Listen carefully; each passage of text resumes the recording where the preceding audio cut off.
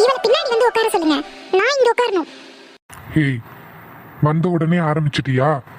பேசாம உட்காந்துட்டு வா, இல்ல இங்கேயே இறக்கி விட்டு போயிட்டே இருப்பேன். உன்னை கூட்டிட்டு போறதே பெருசு, இதுல இங்கே வந்து உட்காரணும்னு ஆசைப்படுறியா? ஏங்க சும்மா இருங்க, காரை நிறுத்துங்க, நான் பின்னாடி போய் உட்காந்துக்கிறேன், எனக்கு எந்த பிரச்சனையும் இல்லை. ஏய், நீ என்ன எனக்கு இந்த இடத்தை விட்டு கொடுக்குற மாதிரி ஆக்டிங் பண்றியா மாமா கிட்ட?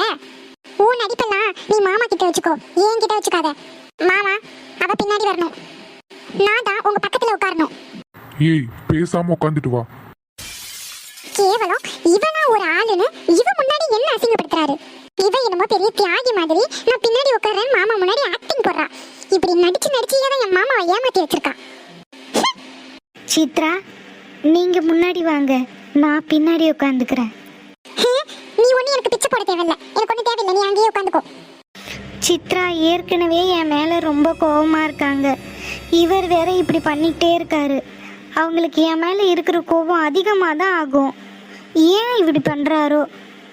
தியா, என்ன எதுவும் பேசாம அமைதியா வர? ஒன்றும் இல்லை. என்ன சித்ரா இருக்காளேன்னு யோசிக்கிறியா? அவ எங்கேயாவது இருந்துட்டு போறா, நம்ம பேசலாம், ஒன்றும் பிரச்சனை இல்லை. ஏங்க இப்படி பண்ணுறீங்க? சும்மா இருங்க. ஏய், நம்ம மேட்டர் சித்ராவுக்கு தெரியும். என்னது, எனக்கு இவங்க மேட்டர் தெரியுமா? என்ன இருந்தாலும் மாமா என்னை வெறுப்பேத்த இப்படிலாம் பண்ணக்கூடாது. இருங்க மாமா, உங்களுக்கு வைக்கிற பெரிய ஆப்பு. அத்தை கிட்ட எல்லா விஷயத்தையும் எப்படி தெரியப்படுத்தணும்னு எனக்கு தெரியும். மேலோட்டமா உங்க விஷயத்தை போட்டு விட்டாலே போதும், ஆட்டோமேட்டிக்கா எல்லாம் நடக்க வேண்டியது நடக்கும். இவளும் இவ மூஞ்சியும். தியா, இந்த சாரி ரொம்ப அழகா இருக்கு, பாத்தியா? நீயும் நானும் மேட்சிங்கா போட்டிருக்கோம்.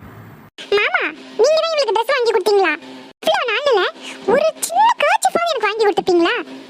ஏய், தியா என் லவ்வர், அவளுக்கு நான் என்ன வேணாலும் வாங்கி கொடுப்பேன், உனக்கு எதுக்கு நான் வாங்கி தரணும்?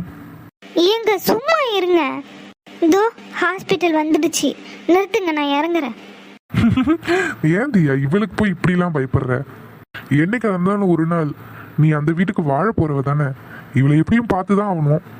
அண்ட் நம்ம கல்யாணத்துக்கு அப்புறம் இவளை எப்படியும், அப்புறம் நம்ம கல்யாணத்துக்கு அப்புறம் இவ நம்ம வீட்டில் இருக்க மாட்டா, ஸோ பிரச்சனை இல்லை. ஏங்க நிறுத்துங்க, நான் வரேன். ஏய், ஈவினிங் வந்து உன்னை பிக்கப் பண்ணிக்கிறேன், ஈவினிங் அப்பா வந்துருவாரு. ம் பார்த்து பத்திரம். ம் ஏன் மாமா, இவளை உங்களுக்கு அவ்வளவு பிடிக்குமா? ஆமா, எனக்கு இவளை மட்டும்தான் பிடிக்கும்.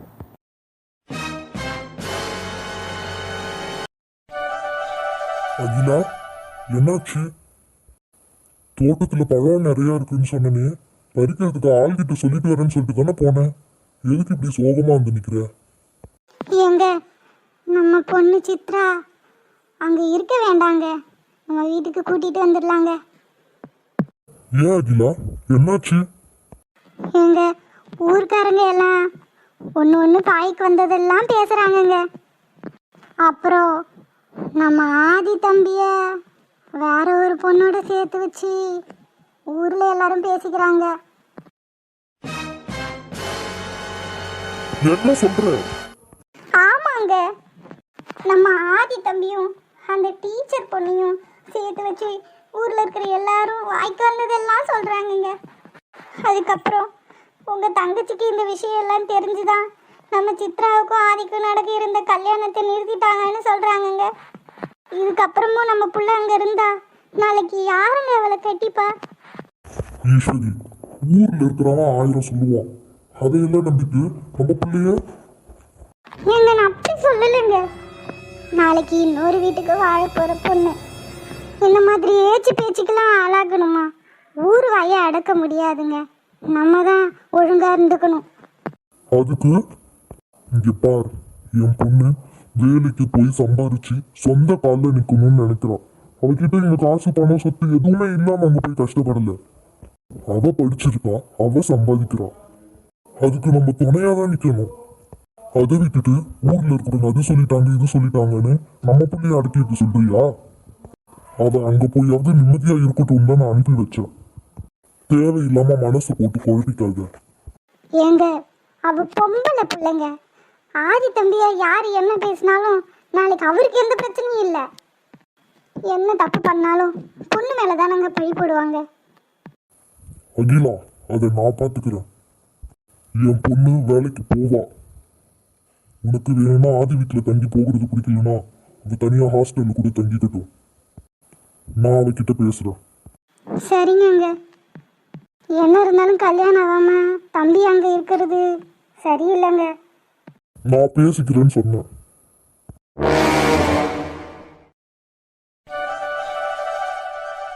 Good morning sir. Good morning Priyanka. எல்லாம் எப்படி போயிட்டு இருக்கு?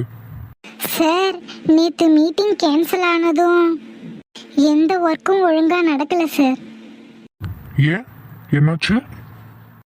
இங்கே லீடிங் யாருமே இல்லாததுனால ஸ்டாஃப்க்கு என்ன பண்ணுறதுனே தெரியல. ஸோ டிசைன்ஸ் எல்லாத்தையும் அப்டேட் பண்ண சொல்லியிருந்தேன். எல்லாரும் நிறைய டிசைன்ஸ் போட்டு கொடுத்துருக்காங்க. நீங்கள் பார்த்து ஏதாவது ஓகேனா சொல்லுங்கள்.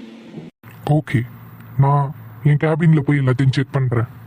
அண்ட் லாஸ்ட் மீட்டிங்க்கு முன்னாடி ராஜசேகர் சார் எந்த டிசைனை கன்ஃபார்ம் பண்ணியிருந்தாரு? அது சித்ரா மேம் போட்ட டிசைனை தான் சார் கன்ஃபார்ம் பண்ணியிருந்தாரு. அதை உங்ககிட்ட கூட கிராஸ் செக் பண்ண சொன்னார். அதுக்குள்ளே அவருக்கு இப்படி ஆனதுனால எல்லாமே கொலாப்ஸ் ஆயிடுச்சு. ஓ அப்படியா? நான் எல்லா டிசைன்ஸையும் பார்க்குறேன். பெஸ்ட் 3 இயர்ஸ் செலக்ட் பண்ணுவோம். மீட்டிங்க்கு அந்த டிசைன்ஸையே கொண்டு போயிடலாம். Okay sir. சித்ராவை என் கேபினுக்கு வர சொல்லுங்க. Okay sir. மாமா கூப்பிட்டீங்களா? ஏய், இது ஆஃபீஸ், உன் வீடு கிடையாது. இங்கெல்லாம் உறவு வச்சு கூப்பிடுற வேலை வச்சுக்காத. ஏன் ஆபீஸ் வந்தா நீங்க என் மாமா இல்லைன்னு ஆயிடுமா? Call me sir. என்ன மாமா நீங்க? இது நம்ம ஆபீஸ். இங்க என்ன ஃபார்மாலிட்டிஸ் எல்லாம்? ஏய், சாரி சார். சொல்லுங்க சார், எதுக்கு கூப்பிட்டீங்க? உன்னோட டிசைன்ஸ் தான் ராஜசேகர் சார் ஃபைனல் பண்ணியிருந்தாரா? ஆமா சார், என்னோட டிசைன்ஸ் தான் ஓகே பண்ணியிருந்தாரு. மீட்டிங்க்கும் அந்த டிசைன்ஸ் தான் காட்டணும்னு சொல்லியிருந்தாரு. உன் டிசைன் எனக்கு பிடிக்கல. நம்ம பண்ற யூனிஃபார்ம் ஏரோஸ்டரோடது. ஸோ அந்த ட்ரெஸ்ஸஸோட குவாலிட்டி எவ்வளோ முக்கியமோ அதே மாதிரி ஏரோஸ்டர்ஸோட கம்ஃபர்டபுள் ரொம்ப முக்கியம். நீங்கள் டிசைன் பண்ணியிருக்கிற ட்ரெஸ் கம்ஃபர்டபுளாக இருக்காது. ஸோ இது ஏர்லைன்ஸ் பார்த்தாங்கன்னா ரிஜெக்ட் தான் பண்ணுவாங்க. அவங்களுக்கு கம்ஃபர்டபுளாகவும் ப்ரீத்தபுளாகவும் இருக்கணும். ஸோ மெட்டீரியல் நாங்கள் பார்த்துக்குவோம். டிசைன்ஸ் பர்ஃபெக்டாக அமையணும். அண்ட் ஈவன் ஸ்டிச்சிங் ஆல்சோ பர்ஃபெக்டாக இருக்கணும். Okay sir. அண்ட் இன்னொரு முக்கியமான விஷயம், மீட்டிங் இன்னும் 2 நாள் கழிச்சு தான் நடக்க போகுது. ஸோ வரப்போகிற கிளைண்ட்டுக்கு ஒரு மாடல் யூனிஃபார்மை ஸ்டிச் பண்ணி நம்ம டிஸ்பிளேக்கு வைக்கணும். அதனால எல்லாருக்கிட்டையும் சொல்லி த பெஸ்ட் டிசைனாக ரெடி பண்ண சொல்லுங்க. நம்ம பண்ணக்கூடிய டிசைன் தான் நம்ம கம்பெனியோட க்ரோ. Okay sir. ஓ, வேலை பார்க்க வர சொன்னா உறவு முறை கொண்டாட வரா. உறவெல்லாம் வீட்டிலேயே வச்சுக்கணும்.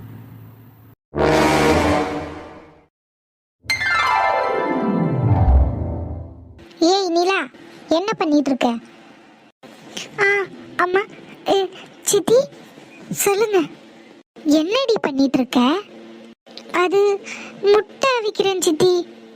முட்டை அவிக்கிறதுக்கு இந்த வானல்ல தான் இந்த அடுப்புல வைப்பியா? இது நல்ல வானல். இதை போய் கறி அடுப்புல வைக்கிறியே, அது கறி பிடிச்சா யாரு தேய்ச்சி கழுவுறது? இதோ பார், இனிமே பாத்திரத்தையும் நீ தான் கழுவணும். சித்தி என்ன சித்தி நொத்தின்னுட்டு என்ன வேலை பார்க்குற நீ? இந்த வானலை கொண்டு வந்து இந்த அடுப்புல வச்சுட்டு சித்தி சித்தின்னு புலம்பிட்டு இருக்க. ஏதோ வச்சுட்ட, அடுப்பையாவது நல்லா எரிய விடு. இதே மாதிரி எரிஞ்சிட்டு இருந்துச்சுன்னா இந்த முட்டை அவியறதுக்கே சாயங்காலம் ஆயிடும். 4 கட்டை வெறுவை தான் கொண்டாந்து இந்த அடுப்புல வை. சின்ன சின்ன வெறுவை பொறிக்கிட்டு வந்து அடுப்புல வச்சுட்டு உக்காந்துட்டு போஸ் கொடுத்துட்டு நிற்கிறான். சரி சித்தி, போய் கட்டை வீரை எடுத்துட்டு வந்து அடுப்புல வை. எல்லாரும் இங்க என்ன பண்ணிட்டு இருக்கீங்க? ஐயா வாயா அர்ஜுன். அது ஒண்ணும் இல்லையா, நம்ம நிலாவுக்கு சமையல் கத்து கொடுத்துட்டு இருக்கோம். நிலாவுக்கு சமையல் கத்து கொடுக்குறீங்களா? ஏன், அவ சமையல் கத்துக்கிட்டு என்ன பண்ண போறா? என்னையா இப்படி கேக்குற? நாளைக்கு வாழ போற வீட்டுல நல்லா வாய்க்கு ருசியா சமைச்சு போடணும்ல. ஏன் வாளு, சமையல்காரங்க வச்சுக்கலாமா? இவ எதுக்கு சமைக்கலாம் கத்துக்கணும்? வீட்டுக்கு ஒரு சமையல்காரங்க வச்சுட்டா போச்சு. என்ன அர்ஜுன் இப்படி சொல்ற? நம்ம கட்டிக்க போறவங்களுக்கு அவங்க வாய்க்கு ருசியா நம்ம கையால சமைச்சு போட்டாதான் அதுல ஒரு திருப்தி. அதெல்லாம் சமைக்கிறவங்களுக்கு தான் புரியும். இங்க பாரு அர்ஜுன், நிலாவை நாங்க கொடுமைலாம் படுத்தல. உடனே உடனே வந்துடாத. நாளைக்கு போற வீட்டுல சமைக்க ஒன்றும் தெரியலனா அப்பா அம்மா இல்லாதவ யாரும் எதுவும் சொல்லி கொடுக்கலன்னு குறை சொல்லிடக்கூடாது பாத்தியா? அதுக்கு தான்ப்பா. அம்மா, யார் சொன்னா நிலாவுக்கு அப்பா அம்மா இல்லைன்னு? நான் இருக்கேன், நிலாவுக்கு அப்பா இருக்காங்க, அவளுக்கு எல்லாருமே இருக்காங்க. நிலா, நீ இதெல்லாம் பண்ணணும்னு அவசியம் இல்லை. நீ போய் ரெஸ்ட் எடு. ஐயா, உனக்கு ஒன்றும் புரியாதையா? நீ போ. அண்ணே, நானா தானே கத்துக்கிறேன், நீ போ. நீ சமைக்க கத்துக்கோ, அது பிரச்சனை கிடையாது. ஆனா இந்த கல்யாணம் நடக்கவே போறதில்ல.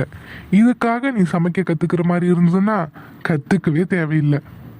நிலா, நான் உன்னை அப்படியெல்லாம் விட்டுற மாட்டேன்.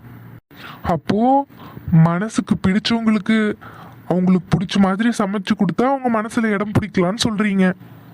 ஆமாயா, இப்ப பாரு, மாப்பிள்ளைக்கு நிலா சமைச்சு கொடுத்தானா மாப்பிள்ளை மனசுல நிலா இன்னும் ஆழமா பதிஞ்சிருவா. அது அவங்க 2 பேருக்கு இருக்கிற உறவை இன்னும் நெருக்கமாக்கும். நிலாவுக்கு ஓகேனா சமைக்கட்டும். அம்மா, அவ சமைக்கட்டும். அவ கூட கொஞ்சம் ஹெல்ப் பண்ணுங்க. நிலாவுக்கு இந்த அடுப்பை இது எரிய வச்சுலாம் பழக்கம் இல்லை. அதனால விறகுலாம் வச்சு நல்லா ஊதி எரிய வச்சு கொடுங்க. அப்பதான் அவ சமைக்கிறதுக்கு ஈஸியா இருக்கும். இந்த மகாராணிக்கு சேவை செய்யறதுக்கு தான் நாங்கள் வந்தோம் பாரு. சரியா? ஏமா நிலா, அடுப்பு எரிய மாட்டேங்குது. கொஞ்சமா உள்ள கெரோசின் இருக்கும், அதான் மண்ணெண்ணெய். அதை போய் எடுத்துட்டு வாமா. அம்மா, நான் உனக்கு அடுப்பை நல்லா எரிய வச்சு தரேன். சரி. அம்மா, என்னம்மா நீ அவளுக்கு போய் அடுப்பு எரிய வச்சு தரேன்னு சொல்றீங்க? ஏய், சிரிச்சுக்கிட்டே பேசுடி. அர்ஜுன் போக்குறான். இப்படியெல்லாம் பண்ணாதான் அவன் மனசுல இடம் பிடிக்க முடியும். யார்கிட்ட எப்படி பேசணும்னு அம்மாவை பார்த்து கத்துக்கோ. என்னமோ போ, என்னமோ போமா. எனக்கு ஒன்றும் பிடிக்கல நீ பண்றது. சித்தி, என்னங்க? கூடு இந்தாம்மா. கண்டா.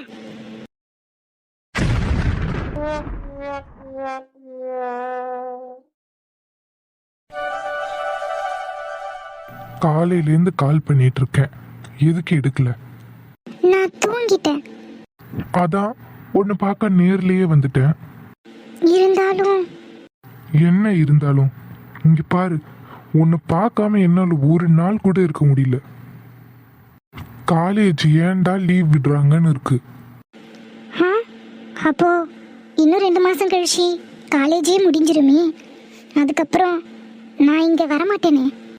ஏய், அது அப்போ பார்த்துக்கலாம். இப்போ எதுக்கு அதை சொல்லி மூட ஸ்பாயில் பண்ற? சரி, ஏதாவது ஆர்டர் பண்ணலாம். எனக்கு sir, what do you want sir? I want one ஸ்பெகத்தி. எனக்கு தோசை. Okay madam. ஏய் சத்யா, என்ன என்ன சாப்பாடு ஆர்டர் பண்ற? தோசை நம்ம எப்பயுமே யூஸ்வலா சாப்பிட்றது தான், அதை போய் ஆர்டர் பண்ணியிருக்க. எனக்கு தோசை சாம்பார் அதுதான் ரொம்ப பிடிக்கும். அதனால தான் அதை ஆர்டர் பண்ணேன். Oh, okay okay.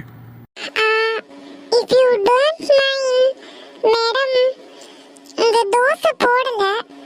ஈவினிங்க்கு மேலே தான் தோசை போடுவாங்களா? உங்களுக்கு வேற என்ன எடுத்துட்டு வரலாம்? தோசை இல்லையா, வேற என்ன இருக்கு? We have a spaghetti, pasta, fried noodles, chow mein, even Korean dish கூட இருக்கு மேம். இல்லை, எனக்கு வேண்டாம். ஏய், ஏதாவது சாப்பிடு. பாஸ்தா ஆர்டர் பண்ணவா? இல்லை ஸ்பெகத்தி? ஸ்பெகத்தி நல்லா இருக்கும், நீ சாப்பிடு. இவங்களுக்கும் ஸ்பெகத்தி எடுத்துட்டு வந்துருங்க. இல்லை, நான் பாஸ்தாவே சாப்பிட்றேன். என்னங்க அதெல்லாம் ஒரு சாப்பாடா? இங்க பாரு சத்யா, எப்ப பாரு சோறு குழம்பு தோசை இதையே சாப்பிட்டுட்டு இருக்காத. Try something different. என்ன இது பார்க்கவே கன்றாவியா இருக்கு. பாஸ்தானா நம்ம அம்மா மசாலா பொடியெல்லாம் போட்டு கிண்டி தருவாளே, அதுன்னு நினச்சிட்டு தானே சொன்னேன். அது பாஸ்தா சாஸ் நல்லா தான் இருக்கும், சாப்பிடு. ம் நல்லாவே இல்லை. இதுக்கு எங்கள் அம்மா சொல்கிற தோசையே பெட்டர். ஏய் சத்யா, சாப்பாடு பிடிக்கலையா? நல்லாவே இல்லை. காசு கொடுத்து வாங்கிட்டோம், தூக்கி குப்பையிலேயே போட முடியும்? ஏய் ஏய் ஏய், பிடிக்கலன்னா சாப்பிடாத. வேஸ்ட் பண்ணக்கூடாதுன்னுலாம் சாப்பிட வேண்டாம். சரி வா, உன்னை நான் வேற ஒரு இடத்துக்கு கூட்டிட்டு போறேன். எங்கே கூட்டிகிட்டு போகிறீங்க? அது சர்ப்ரைஸ். நீ வா, நான் சொல்றேன். நீங்கள் எங்கன்னு சொல்லுங்க, நான் வரேன். ம்ஹும், முடியாது. நீ வா, உனக்கு சூப்பரான ஃபுட்டு தரேன். சரி போகலாம். வா.